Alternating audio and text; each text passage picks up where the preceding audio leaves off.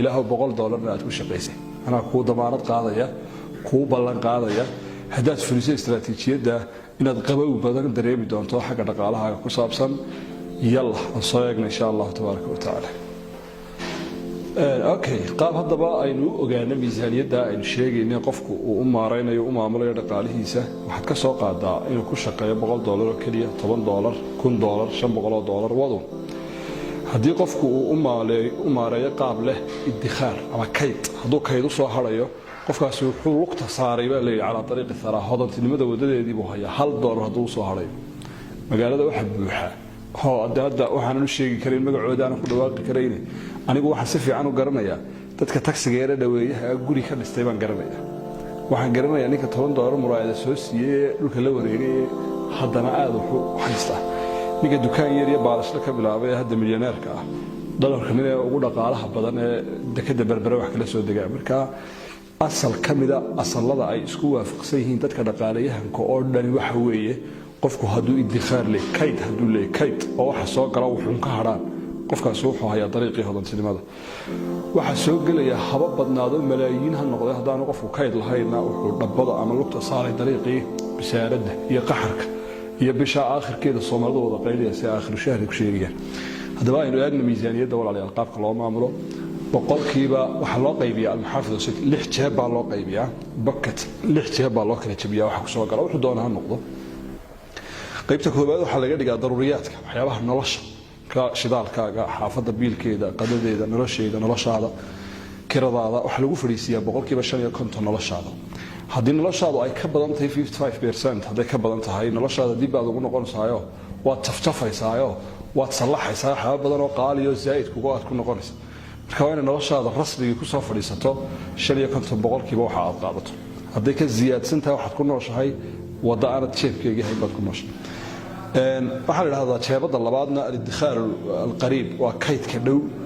oo isaga laftiisa waa la iska yar kaydsadaa waxa loogu talagalay haday balaay afka kugu soo kala qaada Allah inaga hayay ama wax ka jabaan ama dhibaato kugu yar timaada ama cid dhakhtarka ka gasho waa kaydka yar lagu noqdo boqolkiiba 10 baa kan la dhiga $100 aad qaadatay 5 ku noolo $10 halka dhigo waxyaabaha ku soo cararaya ugu talagal al-idikhaar al-baciid jeebka saddexaad waxa laga dhigaa kaydka fog ka waxa loogu talagalaa istismaaraadka maalgashiyada xoogan ee isleedahay kuwan Allah ilaahay dayacmi maayaan shaariicda waaweyn ayaa loogu talagalaayo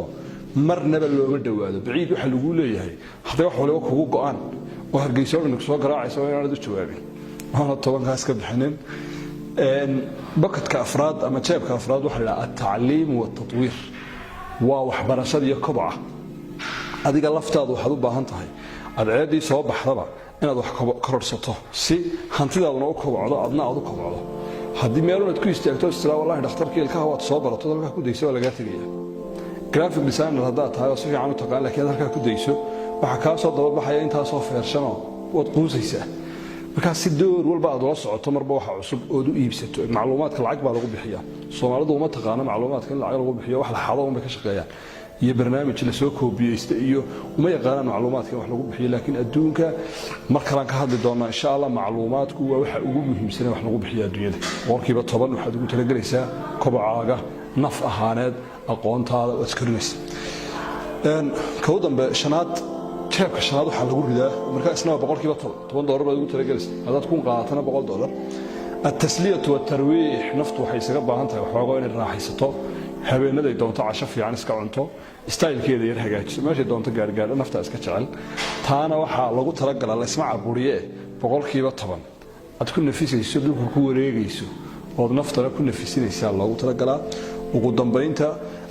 miisaaniyada jeebka shanaad boqolkiiba 5 baa loogu talagalaa al-ataa wa sadaqa ilaahay dartiina wax la baxdo masaajidada iyo masaakiinta iyo dadka jilicsan sadaqa weyn dadaato nabigu wuxuu sheegay calayhi salaatu wasalaam qofku maalkiisa sadaqa kama bixiyo ilaa uu kobca ma naqasa maalu min sadaqa xooluhu sadaqadu ma nusqaamisa way kobcisaa hadaba haddii aad joogtayso oo aad ku dhaqanto miisaaniyad cajiiba qofku mar kaliyaata isla bil kaliyaata ayaa waxa uu suuroobaysa inuu ka noolaaday uu wax ka kaydsaday uu kharashaad ka dhigtay uu ka nafisay uu wax ku bartay isgaarsiiyo qof walba wax soo galaan laakiin waxa lagu kala xariirsan yahay qaabka loo maamusho waan ogahay dad badan waxay oranayaan wallahi waa macaan tahay laakiin dib haddaba sidee loo joogtayaa miisaaniyadda qaabkan loo maamulo saddex qodob insha Allah tabaaraka wa tacaala ayaa kugu saaciidayo kugu fududaynaya inaad miisaaniyadda